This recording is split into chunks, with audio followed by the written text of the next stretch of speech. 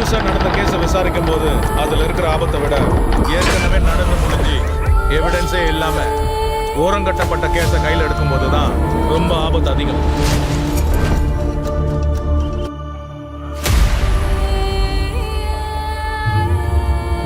மேட்டுப்பாளையத்திலிருந்து உதகை செல்லும் பாதையில் உள்ள 13வது கொண்டை ஊசி வளைவில் அதிக விபத்துகள் நடந்து வருகிறது. இந்த விபத்திற்கு காரணமாக பல மர்ம கதைகளும் சொல்லப்பட்டு வருகிறது.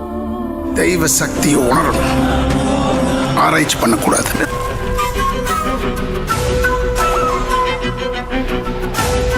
வஞ்சனை, ஏமாற்றுதல் இதெல்லாம் அடிப்படையாக கொண்டதுதான் போர்.